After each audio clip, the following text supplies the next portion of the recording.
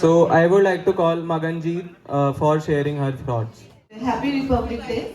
So, by sharing a quote in Atomic Habits, page number 38, I would like to continue my learnings from this. All big things come from small beginnings.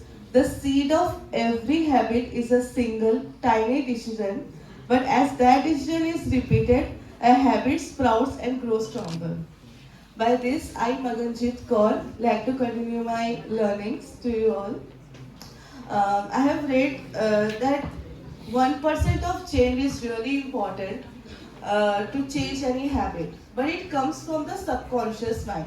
We consciously know that we have to receive this goal, but somehow we deviate from our goal or something we have to do.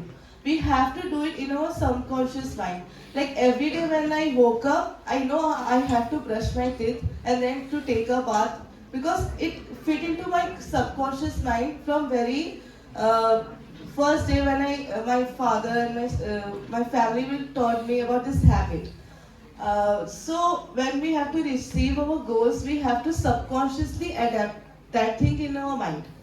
I have read that when a plane from in book I have read this that a plane from Los Angeles to New York, where it deviates it line from 3.14 degree, and that single deviation is not that much recognized by everyone, but at that time it landed, the passengers could feel it.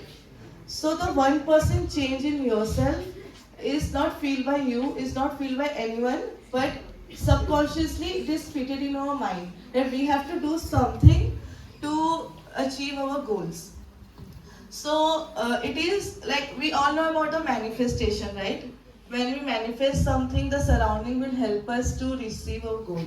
But there is some energy in ourselves which manifests the goals within ourselves. Like what we are thinking every day is the thing we are. For example, if I want to dance or I want to lose my weight, then I subconsciously have to stop eating things like sugar or something like that. So this will not come within one day or something or 2 days or a month, but it will come gradually. Like it will take a year or 2 years. But if I manifest like I have to lose my weight in 2 months, 30 kilos or something like that, it will never happen because it is my conscious mind, not my subconscious one. So the habits which we have to change in ourselves have to just one learning is that you have to manifest it. You have to subconsciously think into your mind. So this is my learning from the Atomic Habits, and thank you so much everyone for giving me this opportunity to share my experience. So I want to just speak about three learnings I got from the book. First one is small habits make a big difference. So we are trying to change our habits as per like goal setting. We will be changing our habits in a 2 days or 3 days, but that is not the process. If you want to change, you should make a small changes in yourself. Even if those changes are only 1%, that changes will not be visible to your friends or faculties or even to yourself. But if you are trying and making those small changes, that will have some effects eventually in long run. So small changes, and there is one कहावत in Gujarati, like टीपे टीपे सरोवर भराए. Like you will like when बूंद बूंद से तालाब बनता है. सागर बनता है. So as I mentioned, second one is about forget about setting goals. Focus on your system instead. So if we will set a goal that like if we are trying to be health conscious and we will set a goal that I will not eat anything sweet from now onwards, then constantly you will have in your mind that you want to eat sweet. So you should be just go with the process, not just like setting the goal. You should try to first like मैं सिर्फ आज lunch में I will not have a sweet in just today's lunch. With small process, not like goal setting theory. Third one is build identity based habits. How I want to explain identity. You should change your belief from yourself. If I will believe that you can eat whatever you eat, and if you will walk 10,000 steps, it will all be like burn the calories and everything. But it will be not like that. So you should change beliefs from your identity that you are trying to create your new identity with changing habits. So first of all, you should change your beliefs, your identity from inner self. Then those changes will be reflected in your habits. Thank you. On a regular basis. Starting with a small line which was mentioned in the book, it says that a petty change can make a huge difference. So there was an instance shared by the author James Clear. He says that there was a British cycle team who used to participate in Olympics, but they used to always fail. So they hired a performance manager, Mr. Dave, and Mr. Dave, what he did was, actually, how was he different? He was different because there was a keyword used for him. He was resilient commitment. He had a resilient commitment towards his goals and his strategies. So what he focused on what he focused for the British team was, he started changing and redesigning all of the strategies, right from redesigning the seats to hiring the surgeon to make their athletes learn how to wash their hands, because washing hands sometimes in a bad manner can cause them cold and cough. So even making such small and petty changes, you would be glad to know that after 5 years, almost 60% of the gold medals were won by them. The second most interesting story that I've found was about the bamboo tree that was already shared by the Sagar. Thanks to the Sagar. And yes, the bamboo tree, till the 5 years of its growth cannot be seen above the ground. But after the 5 year, there is a stage that you can see a huge rise of the bamboo tree. It rises up to 90, centimeters tall, 90 feet tall. And one more thing I would like to share is the results are just the end results. They are not the journey. So you need to make your system, your process right. And you need to be specific about your goals. For example, if I would like to improve my communication skills, so my goal should not be, reading the book. Because after reading one book, I would be tired and maybe I not proceed further. But if my goal is to become a reader, I would be a continuous learner. So thank you so much, everyone. So I would like to start with a quote that your habits shape your identity and your identity shapes your habit. So after reading this book, I would like to share my opinions on 2 or 3 points. The first one is like forget about setting goals, focus on the system instead. So like we always focus on the goal, and the goal is the final outcome, and the focus we should focus on the system. System is the process that we follow, that we adopt to achieve that particular goal. So like for example, we want to score good in exam, so the final result is to get that particular percentage that we want to get. But the process, the study, the hard work we give into that, the time we give into that things, that is the system we follow, the process we follow. And the second thing is our habit. Like I get to know our habit generates from a total 4 steps. The 4 steps are cue and cravings, response, and rewards. So the cues should be visible to us. It should be obvious to us. For example, if I want to start a reading habit, I want to adopt reading habit. So first of all, like I also have adopted this thing, but at that time I haven't read this book and I didn't know about this process. So I wanted to start to generate a reading habit. So I started like I kept my book near to my table so that it is visible and like visible to me. So that's the cue, and the craving is that you can wrap your book in with a good cover, and you can use like book straps and etc. So to make it attractive, that I have done. The third thing is the response. The response should be easy. Like you can keep your book near to you, and especially in this book also they have like, used the example that you can you can keep your book near to your hand or near to your bed, so that it will be easy for you to get into get that so and you will start reading. The reward should be satisfying. Like after reading the book, it's very important that which type of book you are choosing at what particular point of time. So that could give you the best satisfaction level, and these four things should be like in a process. If any one of this is missing, it is not important. Like what you want to get, you will get that. And the third thing, like we always heard that, and we always get to know that our teachers also say get out of your comfort zone, like think out of the box. So after reading this book, I get to know that it's a Goldilocks effect or Goldilocks principle.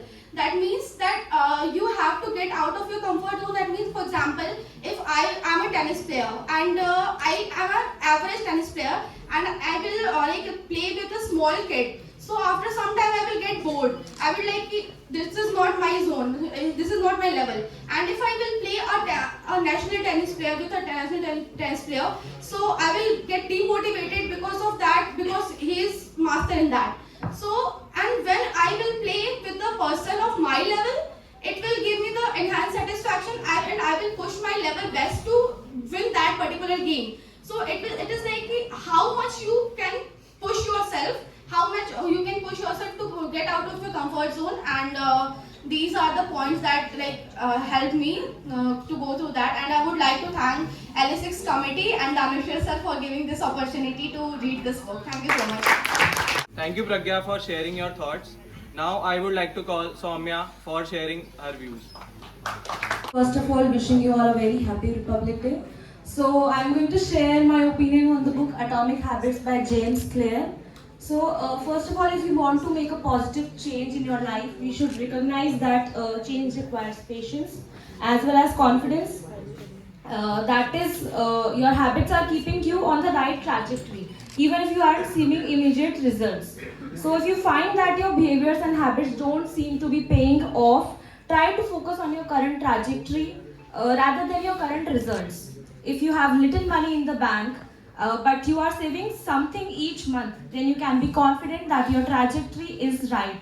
Your current results might not be great, but keep going on this direction, and in a few months or a few years, you will see the results. So the key to make big changes in your life doesn't involve to like have major transformations. You don't need to revolutionize your behavior or reinvent yourself. Rather, you can make tiny changes in your behavior, which will, when repeated frequently, again will become habits that may lead to big results. Then habits begin with a cue or a trigger that enables the act.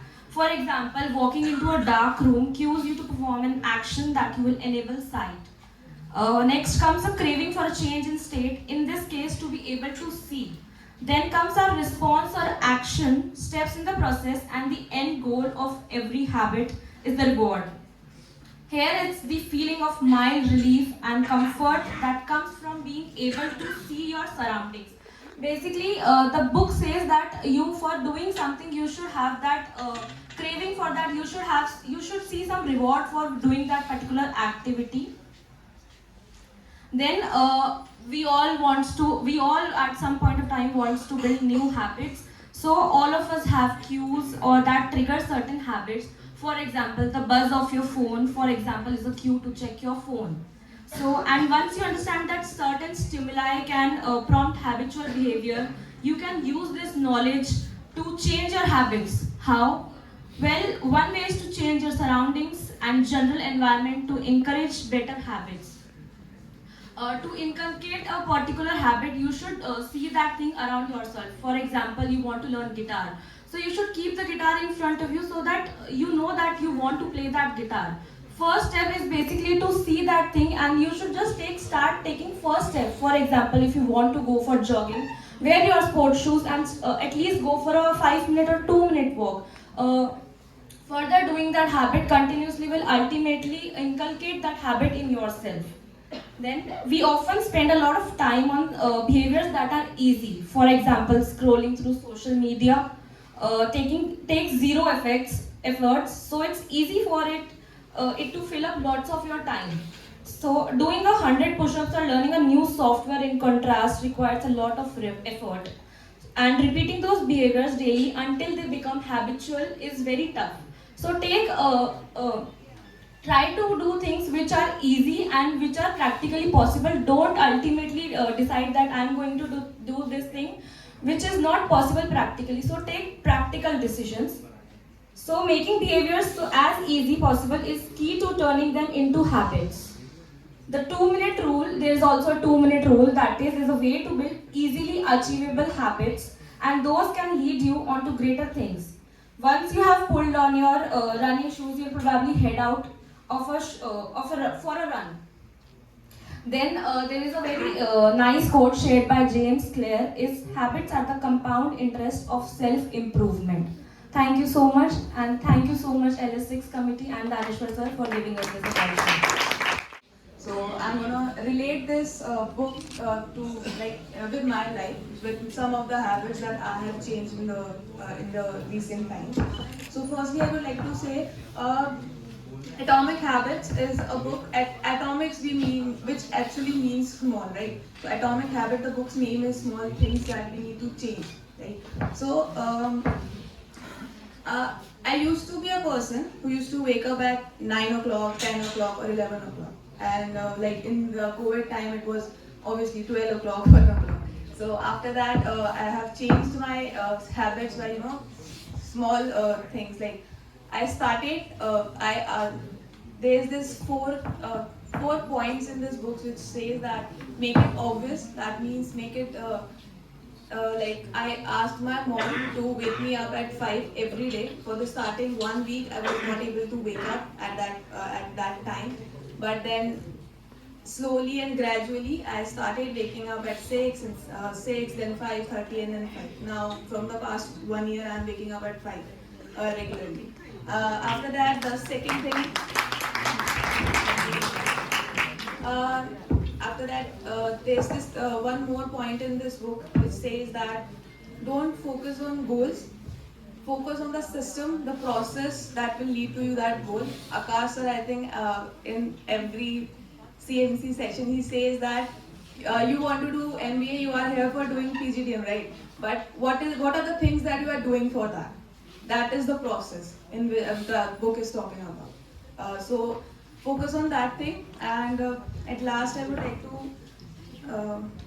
end this by saying a quote. When you fall in love with the process rather than the product, you don't have to wait to give yourself permission to be happy. So you can be satisfied anytime the system is running. Thank you. We all want to develop new habits, and every year we make new year resolutions, and but after 2-3 days or weeks we all lose our motivation. So I think this book is for all of us. I would like to tell a few things which I like and found them useful and effective. So let's start. First thing was patience is the key. It takes time to develop new habits, and it won't develop overnight. We all make habits and we follow them and we fail and we give up. But habit takes time to establish, and once it's established, it will happen automatically. You won't have to put any efforts for it. Second thing was, if you want to change your habit, change your environment. For example, if you want to develop a habit of drinking a lot of water, so fill water bottle in the morning and place in all those places in your house which you can reach them easily. Third and the last thing was, if you want to develop an habit, you have to break it down. Break it down into small things, like if you want to wake up early, like if suppose if you want to wake up at 6 o'clock, and now at present you are waking up at 8 o'clock. So simply don't just start with waking up at 6 o'clock. Reduce your time daily by 10 to 15 minutes. For this, you can follow a 4-step process. For first, make it obvious. Make it obvious that you want to wake up early. Second, make it attractive. Like for waking up early, you can put a soothing alarm for it that you won't feel frustrated while waking up. Third step is to make it easy. Like I mentioned earlier, reduce your time by 10 to 15 minutes.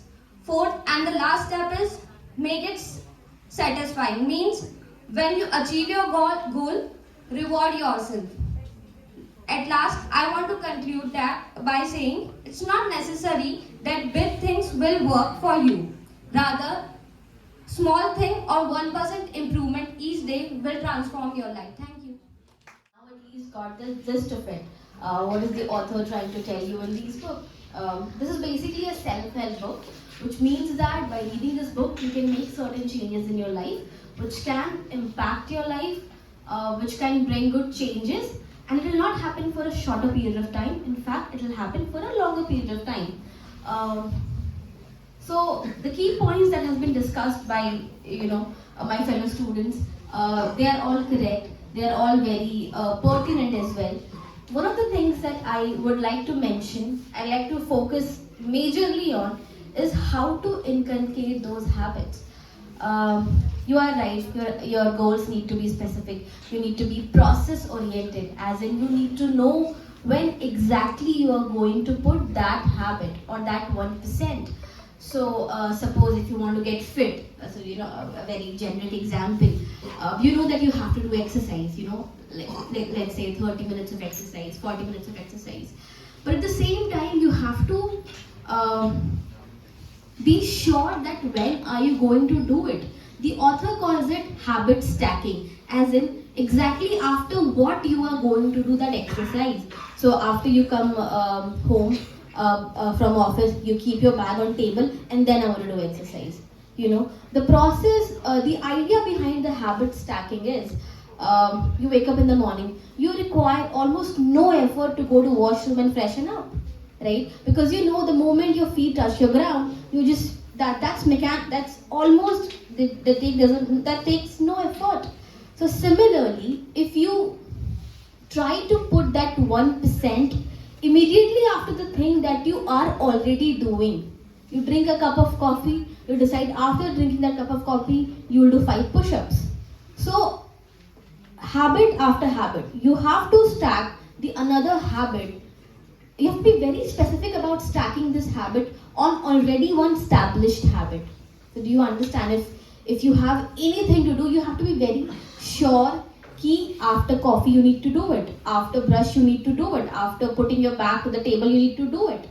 So it's called habit stacking, and I believe it's very important if you give importance to these frameworks or these processes, because setting goals, let's say, are not very difficult. Having a process is difficult. Having a process where to start, that is difficult. And if you stack your 1% on your already established habit, the process would become easier. So this is one of the learnings that is very important for me. And everything else has been discussed. I would like to repeat everything, that consistency is the key. Whatever you are doing, do it small.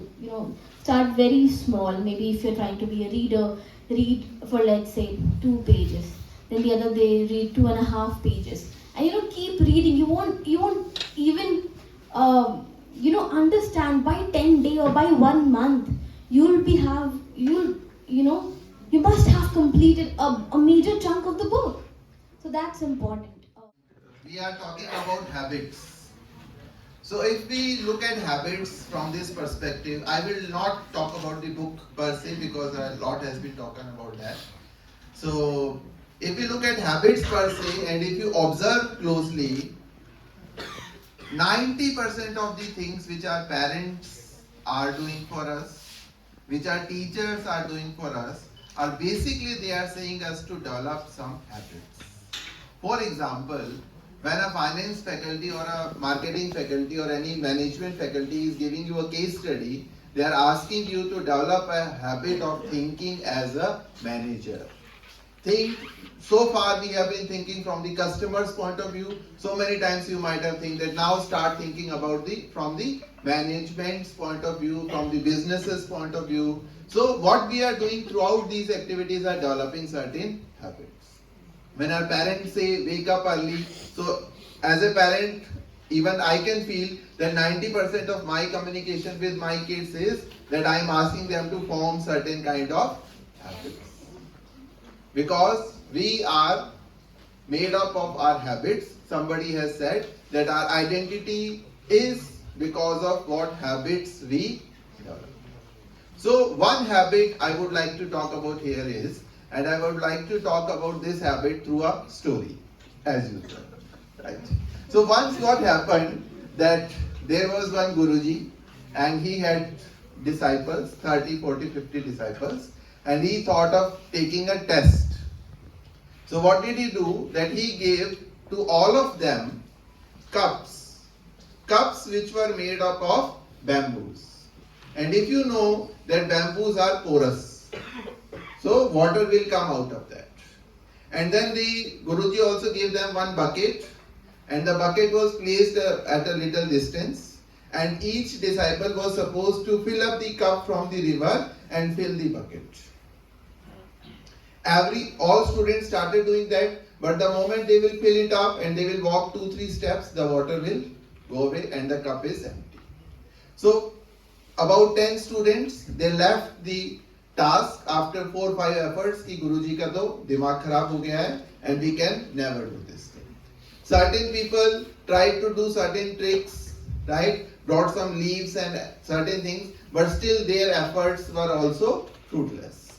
There was one student who thought that if my teacher has given me this task, there must be some meaning behind it. And he continued to do that. He will fill the water, he will go there, first time 3-4 steps, then 5-6 steps, 7-8 steps. And if you know about bamboo, that if you soak it in water, it will solve, right? And the holes will be blocked. And due to his efforts, in 50th try, the cup actually became a cup and he was able to fill it. This happened because the student had a trust in the teacher. Now look at one, so when all of you guys, you come to us, all of the faculty members, and you ask us about certain silly rules which we have. One very common is that you have to, in the 9 a.m. class, you have to be at 9 a.m. Right? Today you might think, why our faculty, why our teachers, why Dean Academics, PMC is standing there every day and they are asking about this thing. Right? But just think, there is one entire industry based upon the 5 a.m. club. Some of you might have heard about it. And top CEOs are part of this 5 a.m. club. So it's not like this. We can easily allow you to be in the class at 9:05 also, 9:10 also. But what we are doing is, if you think that I have to be at the campus at 8:55, it means you have to wake up at, if you are not a hostler, then you have to wake up at 6:30. Even if you are a hostler, then also you have to wake up at 8 a.m. or 8:30 a.m. So what we are doing is, we are trying to develop a habit through this rule. And it's not, the act in itself doesn't matter, right? But if you develop this habit of waking up at 6 a.m. and getting ready by 8:30 and being at college at 9 a.m., just see, somebody was talking about trajectory. Just see what what career trajectory you can achieve if you develop this one simple habit. It's so wonderful to see that our students are coming forward and talking about books. Many of you must have gone through this book, must have read the gist of it at least. And I'm sure next time when we are coming together to talk about another book, there'll be more people coming forward and talking. Our faculty colleagues must have read, but time paucity is there and not many people are speaking. These are so very important talk that we do in two very important aspects. One is that you learn what the author is going to say, right? And there's a great learning that we are receiving from attending this session and speaking in this session. Your confidence level actually increased when you come over here and talk about books. I have seen some of you who have spoken from here, they have spoken from their heart. It's not that they have written a script and they have come and read the script. Of course, some of you have noted down the points, that's fine. But you have spoken from your heart, so your confidence level has gone up to the second level, next level, right? So that is what we want each one of you to do. Third most important is that when you are facing the interview for your final placement or go somewhere in the talking circle or attend some meeting with your friends for professional meetings, etc. And if you're able to say that, well, I read James Clear and he says like this, your worth increases. And people take you seriously because you're actually talking authentically. So there are two ways to converse. One is converse randomly. So you express your views. This is that. This is this. But second way of talking and conversing is conversing authentically. So when you talk authentically, you cross-reference. You make reference to a book. You quote some author. You say that, well, in this dissertation it's like that. It's in this book it's like that. This author is not like this.